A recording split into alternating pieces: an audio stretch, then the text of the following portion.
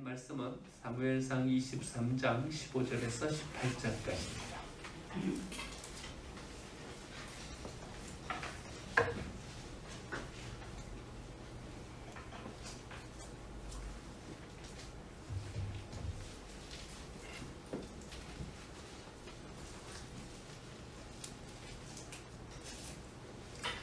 오늘 우리에게 주신 하나님의 말씀은 사무엘상 23장 15절에서 18절까지입니다. 하나님의 말씀입니다. 다윗이 사울이 자기의 생명을 빼앗으려고 나온 것을 보았으므로 그가 광야 수풀에 있었더니 사울의 아들 요나단이 일어나 수풀에 들어가서 다윗에게 이르러 그에게 하나님을 힘있게 의지하게 하였는데 곧 요나단이 그에게 이르기를 두려워하지 말라. 내 아버지 사울의 손이 내게 미치지 못할 것이요 너는 이스라엘의 왕이 되고 나는 내 다음이 될 것을 내 아버지 사울도 안다 하니라.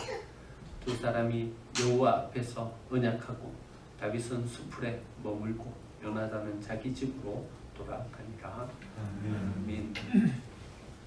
예배 오신 여러분들 환영합니다. 주위에 계신 분들 함께 인사 나누겠습니다. 우리 예배를 하나님께서 받으십니다. 예배를 하나님께서 받으십니다. 여러분 광야에 가보신 적이 있으십니까? 우리나라는 광야가 없어가지고 말입니다. 그래도 밖으로 좀 해외로 나가서 광야를 보신 분들이 있을 것입니다. 저도 애리조나 사막을요 횡단해서 한번 지나간 적이 있어요. 버스를 타고 한 4시간 지나가는데 아무것도 없는 광야를 4시간 동안 버스를 타고 지나간 적이 있습니다. 그저 있는 것이 널브러져 있는 선인장이 다고요. 가끔 우뚝 솟아있는 큰 선인장, 이게 다예요. 그런 사막, 그런 광야를 한번 지나가 본 적이 있습니다. 맨 처음 볼 때는 참 멋있다.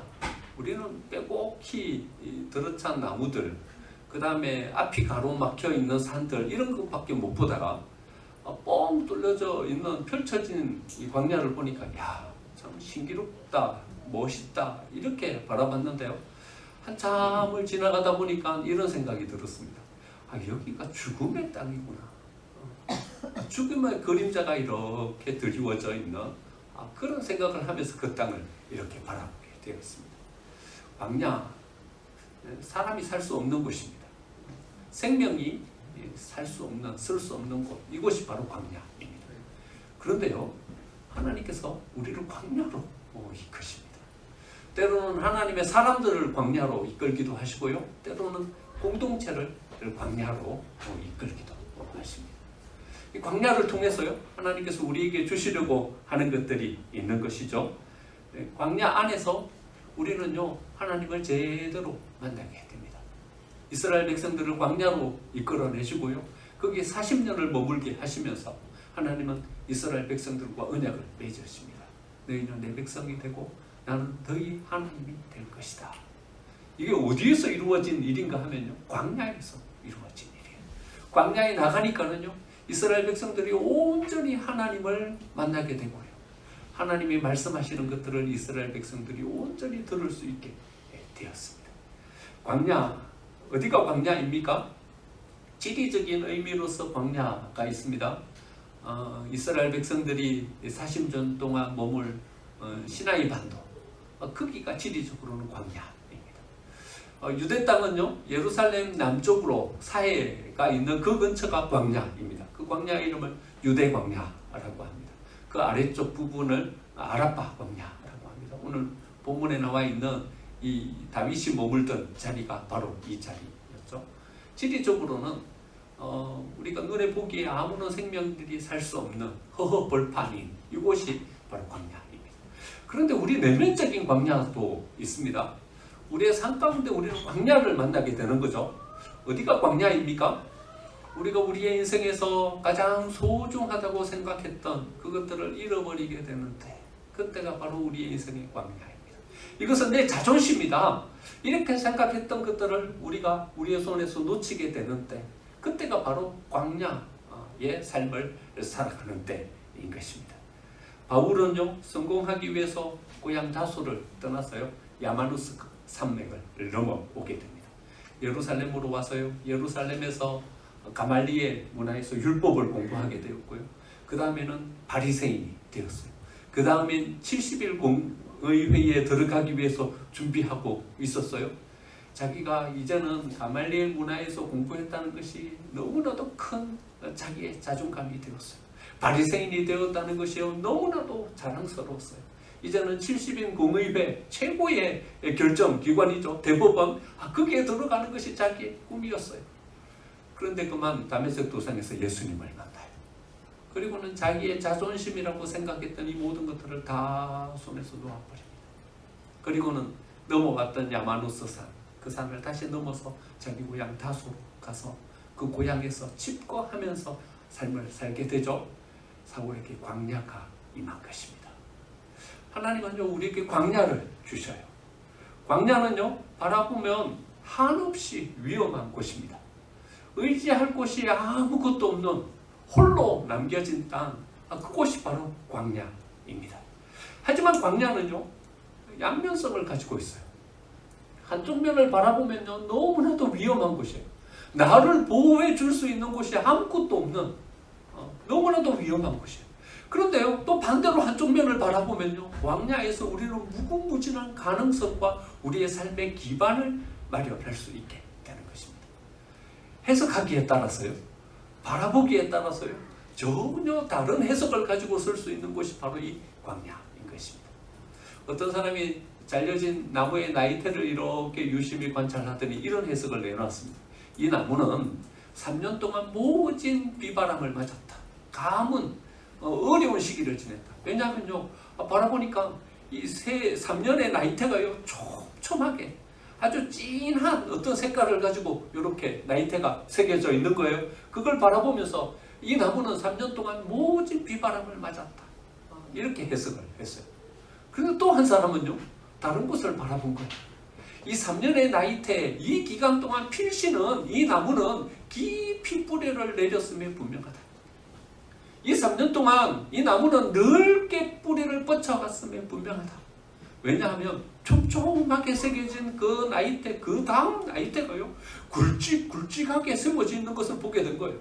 이 나무가 이렇게 큰 나무로 성장해 갈 수 있었던 것은 이 3년에 촘촘하게 새겨진 이 가무는 해에 이 뿌리를 깊게 내렸기 때문에, 더 넓게 뿌리를 뻗쳐갔기 때문에 그 다음 해에 오는 모든 풍요로움을 자기의 나무에 흡수해서 큰 나무로 성장할 수 있게 됩니다. 그러니까요, 광야라는 것은요, 해석하기에 따라서 전혀 다른 해석을 가질 수 있는 거예요. 광야는 피해야 할 것이다. 우리의 인생의 광야는 쓸모없는 것이다. 되도록이면 광야는 안 가는 것이 좋다.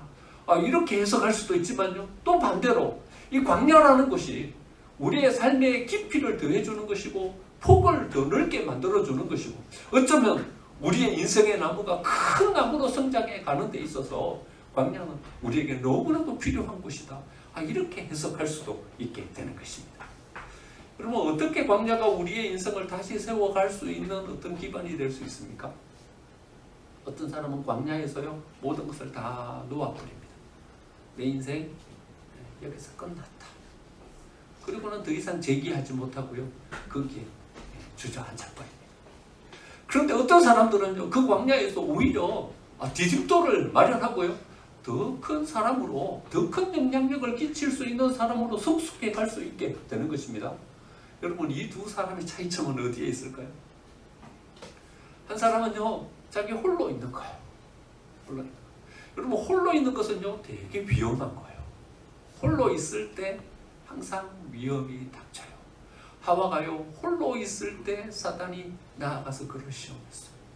예수님은요, 99마리의 양을 거기 남겨두고서 한 마리의 양을 찾아 나섰어요. 왜 99마리의 양을 거기에 남겨두고 한 마리의 양을 찾아 나섰을까요? 홀로 있는 것은 위험한 곳이기 때문에 그래요. 홀로 있으면요, 우리는 아무것도 할 수 없어요. 홀로 있으면요, 우리는 모든 것을 탈진해버리고 거기에 주저앉게 되는 것이죠. 그런데요, 그 광야에서 우리가 하나님을 만나면, 그 하나님으로부터 우리가 에너지를 공급받으면, 그 하나님으로부터 우리가 새 비전과 새 꿈을 우리의 삶 속에 담으면요, 오히려 광야라는 그 시간을 통해서요, 우리는 우리의 삶을 새롭게 재정비하고요, 새로운 도약을 향해서 나아갈 수 있는 인생이 되게 되는 것입니다. 뭘 할 수도 없는 상황, 그 가운데서 일이 이루어지는 것을 우리가 거기서 체험하는 거예요. 여러분, 마치 우리가 처한 이 코로나의 상황과 비슷하죠? 뭘 할 수도 없어요. 상황이 우리를 뭘 하게 내버려 두지도 않아요. 그런데요, 여기에 혼자 고립되면요, 우리는 거기에서 탈진해 버리는 거예요. 그리고 거기 주저앉아 버리는 거예요. 하지만 이 기간 동안에 우리가 하나님을 만나면요, 거기 속에서 하나님께서 주시는 새로운 계획을 우리 속에 담으면요, 새 비전을 가지고 새롭게 꿈꾸면서 우리가 세워지면요, 여러분, 포스트 코로나가 끝나고 난 다음에는요, 두 가지의 종류 사람으로 딱 나뉘어질 것입니다. 하나님을 만나지 못한 사람과 하나님을 만난 사람. 코로나를 딛고 일어서서 새로운 도약을 향해서 발돋움하면서 나아갈 수 있는 사람과 우리는 아무것도 준비하지 못하고 거기서 주저앉아 버리는 사람, 두 가지 종류의 사람으로 나뉘어지게 될 것입니다. 아무것도 할 수 없는데 일이 되거든요. 나는 무기력한 상태가 되었는데 하나님께서 일을 완성시키는 것을 내가 거기서 봤거든요. 그러면 우리는 비로소 뭘 할 수 있는 사람으로 거기에 세워지게 되는 것입니다. 광야에 가면요, 하나님의 손을 체험할 수 있게 돼요. 여러분, 우리가 세상 살아가면서 바라보는 손은요, 여러분, 오늘 본문에 나와 있는 대로요, 사울의 손, 이 손만 보이는 거예요. 요나단이 다윗에게 이야기하죠. 사울의 손이 내게 미치지 못할 것이요, 너는 이스라엘의 왕이 되고 나는 내 다음이 될 것을 내 아버지도 안다.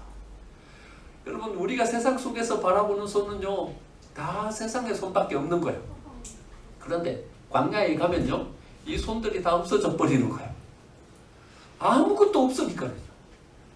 어떤 영향력도 내게 주어지지 않으니까요. 내게 의지할 것도 없는 대신에 내게 어떤 영향력을 끼칠 수 있는 대상도 없어져 버리니까요. 광야에 가면요, 단 하나 남는 손이 생기게 되는 거예요. 바로 하나님의 손. 그 손만 딸랑 남게 되는 거예요. 그래서 우리는 광야에서 뭘 체험하게 되냐 하면요, 하나님의 손을 거기서 체험하게 돼요. 여러분, 하나님의 손이 우리에게 나와서 우리를 꼭 붙잡고 계시는 그 손을 우리는 체험하게 되는데요, 우리가 평상시도 체험했던 손이에요.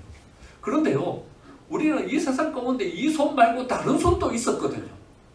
내가 물질적으로 의지했던 그 손도 있었고요, 인간관계 속에서 의지했던 그 손도 있었고요, 내가 사회적인 관계 속에서 가졌던 어떤 집이라는 그 손도 있었고요. 그래서 나를 누가 붙잡아 주는지를 잘 몰랐더랬어요. 그런데 이 모든 것들이 다 없어져 버린 그 광야에 혼자 서게 되면요, 그때는 마지막 남는 한 손, 하나님의 손만 남게 되거든요. 그래서 우리는 이것이 하나님의 손이라는 것을 우리가 알게 돼요. 저는요, 이 체험이 되게 중요하다고 생각해요. 이분이 하나님이구나, 이렇게 우리가 체득하게 되는 거예요. 이 손이 바로 하나님의 손이구나, 이렇게 알게 되는 거예요. 이게 저는 우리의 삶 가운데 중요하다고 생각해요. 여러분, 여러 가지 손이 붙잡았을 때는 어느 손이 하나님의 손인지 어느 손이 세상의 손인지 몰랐어요. 광야에 가면요, 이게 하나님이시구나, 하나님이시구나, 그걸 우리가 알게 되는 거죠. 사무엘상 23장에 보면요, 사울이 마온 광야로 가요.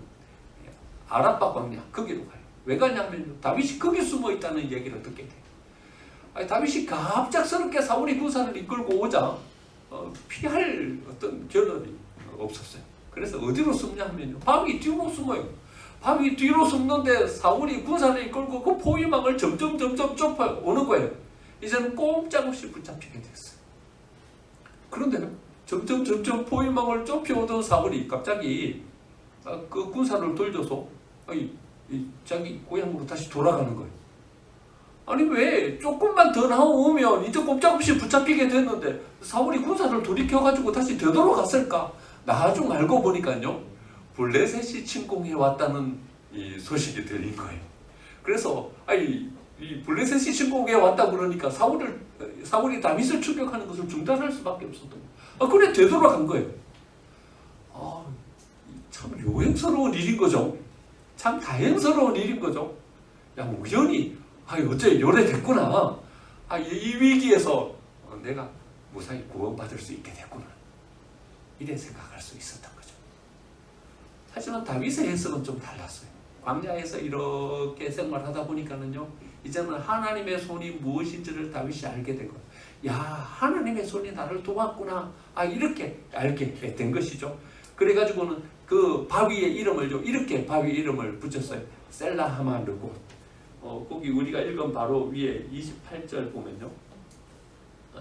우리가 읽은 그 23장 28절 보면요. 그렇게 나와요. 셀라하마르고. 여러분 셀라하마르고 3번이라는 각조가 붙어 있죠. 각조 밑으로 쭉 내려와서 보면 해석을 해놨어요. 뭐라고 해석해놨어요? 분리하는 바위. 여러분 분리하는 바위라는 뜻이 무슨 뜻일까요? 이런 뜻이에요. 하나님께서 딱 분리시켜 놨다는 거예요. 여기까지 하나님의 손이 선을 딱 그어놨다는 거예요. 여기는 딱 분리됐다는 거예요. 사울이 군사를 이끌고 추격해 왔는데 어디까지만 추격해 왔냐 하면요, 하나님의 손이 선을 딱 그어놓은 여기까지만 딱 추격해 오는 거예요. 그리고는 더 이상 못 오는 거예요. 하나님께서 선을 그어놓으셨구나. 그리고는 우리를 지켜주시고 우리를 보호해 주셨구나. 그거를 체험하게 된 거예요. 여러분 10가지 재앙이 애굽 땅에 내렸을 때요, 고센 땅은 구분됐어요. 역병이 돌았어요. 전염병이죠. 모든 가축과 모든 애굽의 사람들이 전부 다 그 병에 병들었어요. 그런데 하나님이요, 고센 땅은요, 선을 그어 놓으셨어요. 선을 다 그어 놓으시고 그 땅으로는 그 병이 침입해 들어오지 못하도록 하나님께서 딱 분리시켜 놓은 거예요. 어둠의 재앙이 애굽 땅에 내렸어요. 흑암의 재앙이 내려가지고요, 분간을 할 수 없는 이런 때가 된 거예요. 그런데 하나님께서요, 셀라하마르고 고센 땅은 다 구분해 놓으신 거예요. 여기는 재앙이 못 임한다. 하나님께서 보호하시고 지켜주신 거예요. 그러면 하나님께서 다윗을 지켜주시는 이 은혜를 다윗이 체험하고 그 바위 이름을 셀라하마르고시라고 이름을 붙인 거예요. 이 은혜가 코로나 때문에 너무나도 어려운 삶을 살아가고 있는 우리에게도 임하는 은혜가 되기를 간절히 축원드립니다. 셀라하마르고 여기까지다. 하나님의 손이 선을 그어 놓으시고 하나님의 백성들을 지켜주시는 이 은혜를 체험하는 우리 생명수의 가족들이 다 되시기를 간절히 축원드립니다. 그리고는요, 사무엘상 24장에 보면요, 여기 있어서는 안 되겠구나.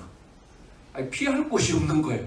결국 숨을 곳이 바위 뒤, 이게 숨을 곳이 못 되는 거예요. 그래서 어디로 도망을 가게 되냐면요, 엔게디라는 곳으로 도망을 하게 돼요. 엔게디는요, 요새 숨을 곳이 많은 거예요. 동굴도 많고 숨을 곳이 많아가지고 다윗이 엔게디로 도망을 갔어요. 그런데 사울이 블레셋을 쫓아내고 난 다음에 돌아오는 길에 무슨 소식을 듣냐 하면 다윗이 엔게디로 도망갔습니다. 이 소식을 듣게 돼요.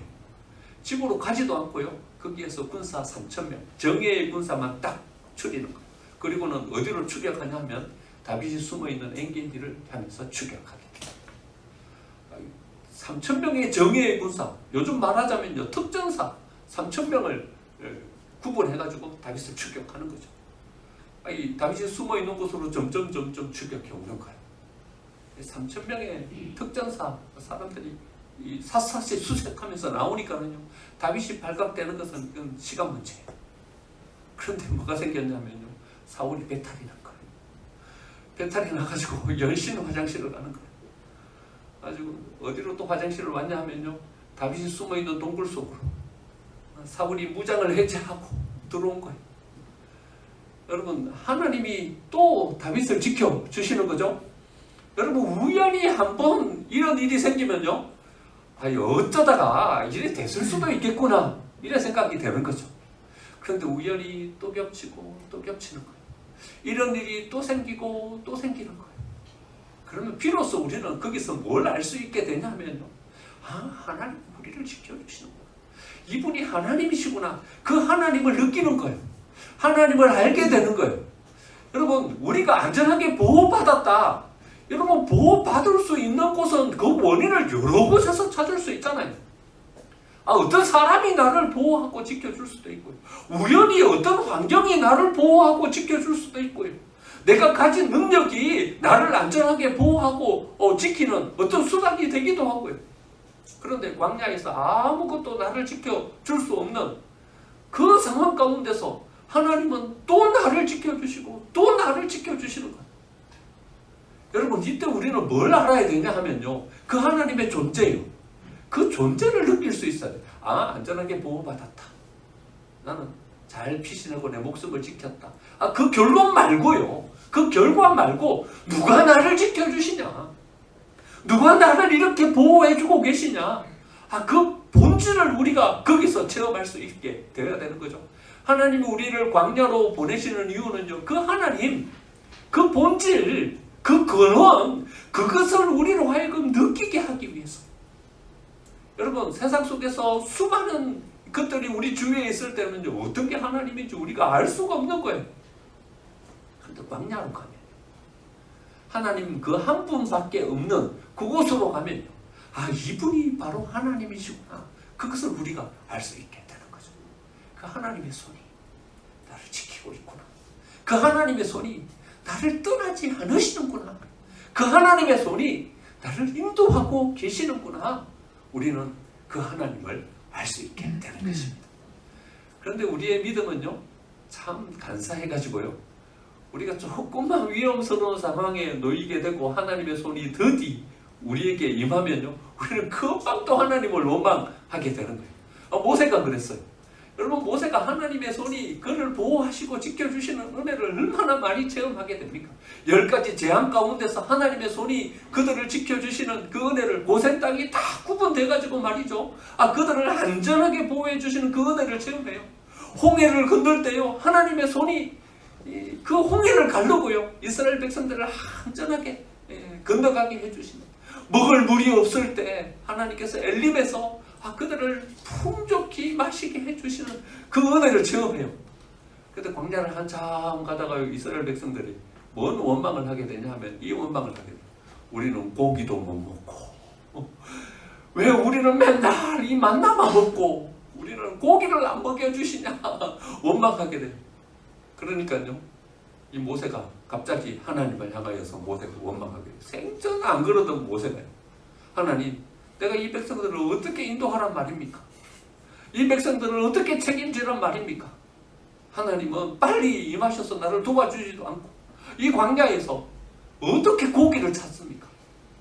여러분, 그것도 그렇지 않겠습니까? 그 광야 한가운데서 고기를 얼마나 내가지고 이 이스라엘 백성들을 먹일 수 있겠습니까?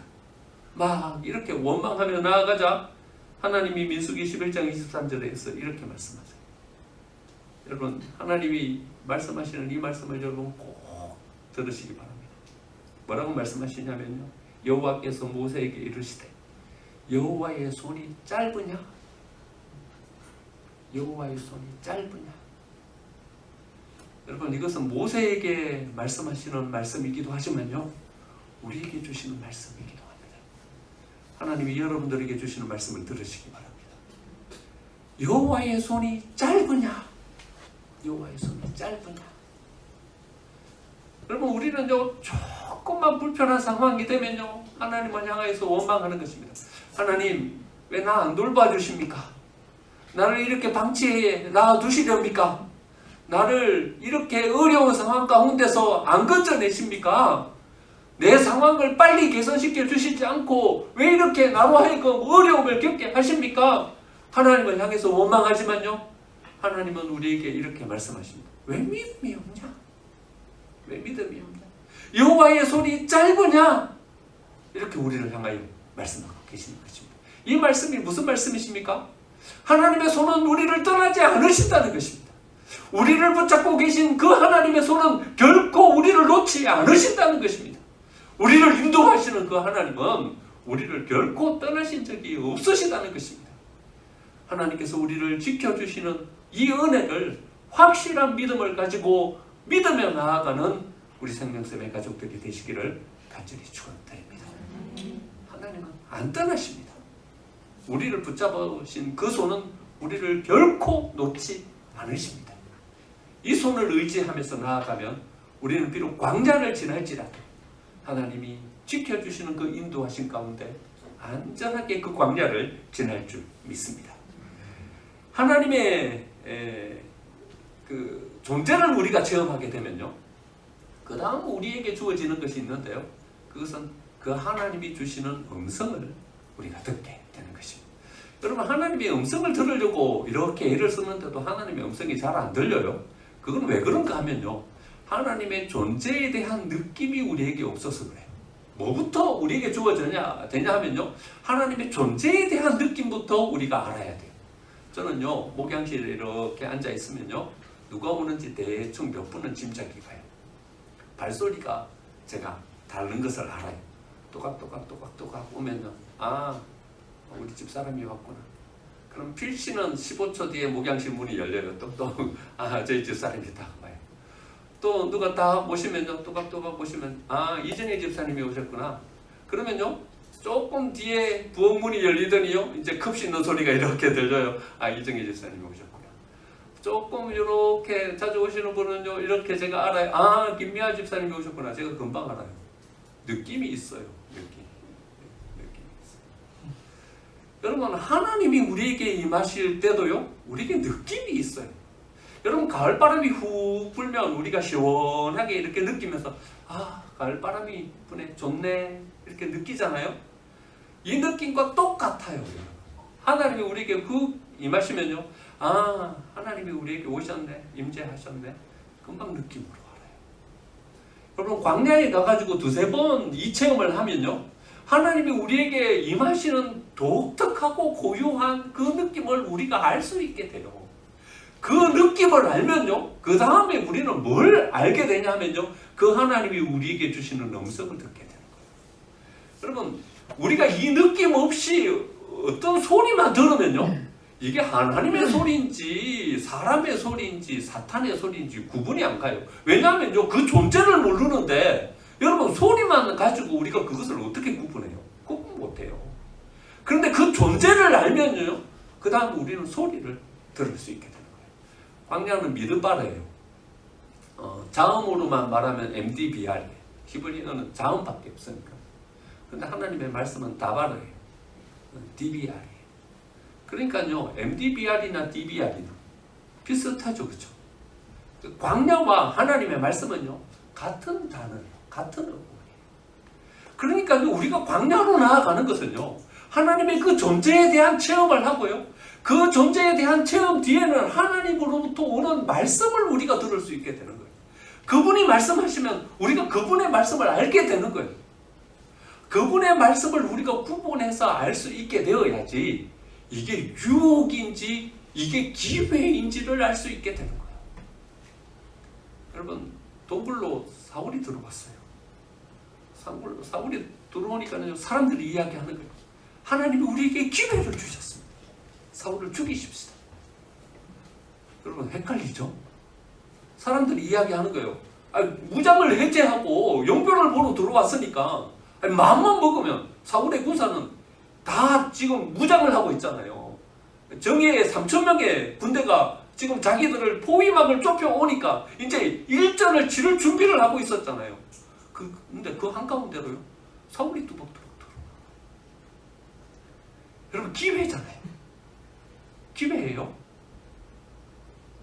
아니면 유혹이에요? 기회예요? 유혹이에요? 존재를 모르면요, 이게 누가 하는 얘기인지를 모르는 거예요. 사람들은 다윗에게 이래 말하는 거예요. 기회라고 말하는 거예요. 근데 다윗은요, 하나님을 체험했거든요.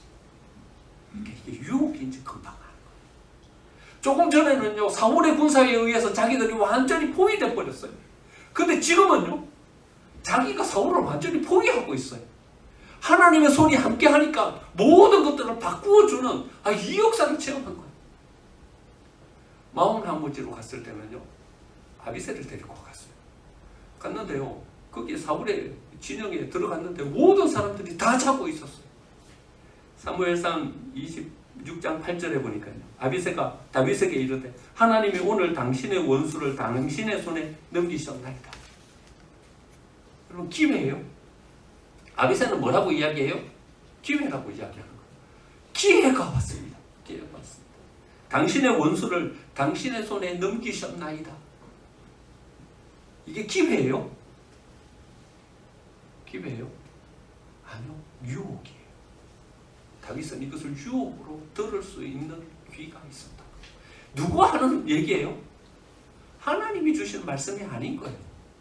이 아비새가 주는, 사람이 주는, 세상이 주는 이야기인 거예요. 이걸 구분할 줄 아는 거예요. 이게 다윗의 영성의 탁월함이에요. 여러분 광야의 다윗이 거기에 거하면서 배운 거예요. 뭐가 하나님의 말씀이고 뭐가 사람의 유혹인지를 구분해낼 줄 알게 된 거예요. 여러분 하와에게 사단이 나타났어요. 나타나가지고 이래 이야기하는 거예요. 선악과를 다 먹으라고. 네가 하나님과 같이 될 수 있는 기회를 네가 얻은 거라고. 여러분 이게 기회예요? 기회예요? 유혹이에요. 그러면 그 유혹에 선악과를 다 먹어버리고 그는 타락해서 하나님의 저주의 백성이 되고 말았습니다. 여러분 우리가 하나님의 그 존재에 대한 체험을 하지 못하면요 이게 기회인지 유혹인지를 구분할 줄 모르는 거예요. 하나님께서 우리를 광야로 이끄시는 이유는요 이 두 가지를 구분할 수 있는 안목을 우리에게 주시려고 하는 거예요. 하나님께서 우리에게 말씀을 주시려고 하는 신호가 바로 광야인 거예요. 만약에 하나님께서 우리를 광야로 이끌려고 하시면요 여러분 기꺼이 따라 나가십시오. 광야는 물론 어렵고 힘들 것입니다. 각오하고 가셔야 할 것입니다. 하지만 그곳에서 우리는 하나님의 존재를 체험하게 될 것입니다. 그리고 그분이 주시는 하나님의 말씀을 이제는 우리가 들을 수 있게 될 것입니다. 하나님께서 우리에게 뭐라고 말씀하십니까? 사명의 자리로 와라 말씀하십니다. 뒤쫓아가면서 다윗이 이야기하죠. 사울에게 이래 이야기합니다. 사울 왕이여 들으소서 소리를 높여 이야기하면서 지금 우리가 지금 뭐하고 있는 겁니까?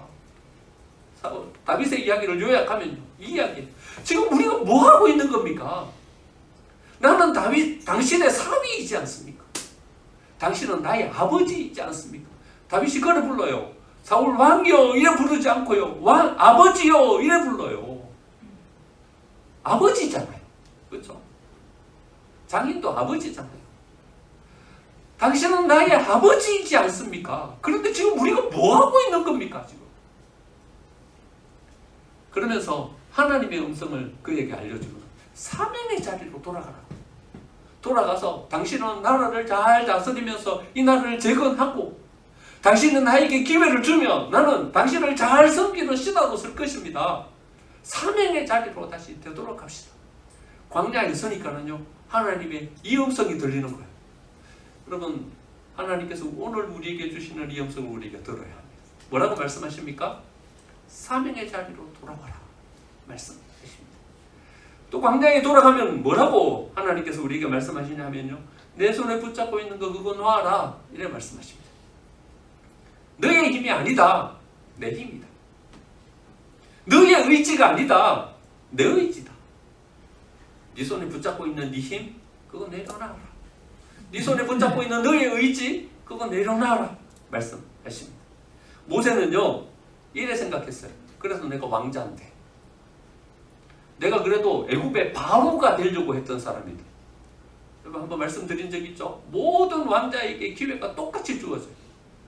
공주에게서 낳은 아들에게도 바로가 될 수 있는 기회가 똑같이 주어져요. 그러니까 모세는요 바로가 될 수 있었던 사람이었어요. 그래도 내가 왕자였었는데 애굽의 바로가 될 수 있었는데 그런데 하나님은 광야 40년 동안 뭘 빼시냐면요 그동안 물들었던 애굽 물을 쏙 다 빼시는 거예요. 네가 왕자였던 기억 내려놔라. 너 의지로 네 힘으로 이스라엘을 이끌고 나오려고 했던 그 생각 내려놔라. 네 의지가 아니라 내 의지로 한다. 네 힘이 아니라 내 힘으로 한다. 내려놔라 말씀하십니다. 다윗도 내가 그래도 골리앗을 무너뜨렸던 사람입니다. 그래도 내가 기름 부음을 받았던 사람인데 13년 광야 생활을 보내면서 하나님은 다윗에게 뭘 요구하십니까? 그거 내려놔라. 그거 내려놨더니 하나님은 모세를 이스라엘을 이끌어낼 수 있는 가장 이스라엘 역사 가운데 위대한 영도자로 모세를 세우셨고요. 내려놨더니 하나님은 다윗을요, 이스라엘의 여러 왕들 가운데 가장 위대한 성군으로 그를 세우신 것입니다. 다윗이 그래 됐습니까? 모세의 힘으로 그래 됐습니까? 하나님의 의지와 하나님의 능력으로 그래 세우신 것입니다. 두 번째, 광야로 가면 들리는 소리는요, 내려놔라 말씀하십니다. 세 번째로는요, 하나님께서 새로운 계획을 향해 가라 말씀하십니다. 하나님은요, 바울을 최고의 율법학자 가말리엘 문화에서 공부하게 하셨고요, 바리새인이 되게 하셨고요, 70인 공의회 거기에 이제 들어가려고 준비하는 사람으로 섰습니다. 그런데 하나님은요, 율법이 아니라 복음이다 이런 말씀하십니다. 네가 아무리 위대한 율법학자 가말리엘 문화에서 공부하고 바리새인으로서 70인 공의회원으로서 내 삶을 계획하고 나아갔을지라도 나는 너를 향한 계획이 다르다 말씀하십니다. 광야에서 우리가 뭘 들을 수 있냐 하면요, 하나님이 우리를 향한 새로운 계획을 들을 수 있습니다. 율법이 아니라 복음이다. 복음을 통해서 이 세계를 새롭게 하려는 새로운 하나님의 계획을 하나님은 바울에게 말씀해 주고 계십니다. 야마누스 산을 넘어가서 고향 다소에서 집구에서 실패자로 돌아왔으니요, 누굴 만날 수나 있습니까? 부끄러워서요. 실패자로 돌아왔으니요, 뭔가 새로운 일을 시작할 수나 있습니까? 그야말로 광야죠. 혼자 시간을 보내게 되는 거죠. 그런데 그 광야 12년 11개월 동안 보내는 그 광야의 시간 동안 하나님은 바울에게 이 말씀을 주고 계시는 것입니다. 복음을 통해서 하나님께서 새로운 역사를 세워가라. 여러분, 갈라디아서와 로마서를 읽으면서 우리가 마음에 감동이지 않습니까? 가슴 뜨거움이지 않습니까? 바울에게 그 가슴 뜨거움을 전해주면서 이제는 하나님의 역사를 향하여서 새롭게 일어나라고, 내가 너를 향한 새로운 계획과 새 비전을 가지고 있다고 그 비전을 바울에게 주시면서 그를 새롭게 세워 가시잖아요. 우리가 광야로 가면 세 번째 듣는 하나님의 음성은요, 새로운 비전과 새로운 계획 가운데 우리를 세워 가시는 하나님의 음성을 듣게 되는 것입니다. 광야로 나아가십시오. 힘들고 어려울 것입니다. 때로는 견딜 수 없는 아픔이 우리를 찾아올 것입니다. 하지만 광야로 나아가면요, 거기에서 우리는 하나님을 느낄 수 있습니다. 그 존재를 체험할 수 있습니다. 그 존재를 체험하면 이제 하나님께서 우리에게 허락해 주시는 음성을 구분해서 들을 수 있을 것입니다. 이게 유혹인지 이게 기회인지를 알 수 있게 되는 것입니다. 그 말씀을 붙잡고 서면요, 이제는 내 능력이 아니라 하나님의 능력으로, 내가 세운 비전이 아니라 하나님께서 우리에게 주고 계시는 새 계획과 새 비전을 가지고 우리가 서게 되는 것입니다. 코로나의 어려운 광야의 시간을 우리가 보내고 있습니다. 이 광야, 오히려 담대한 마음으로 하나님과 함께 이겨가서 더 멋진 하나님의 백성으로 세워지는 우리 생명수의 교회가 되고 우리 모든 성도님들이 되시기를 간절히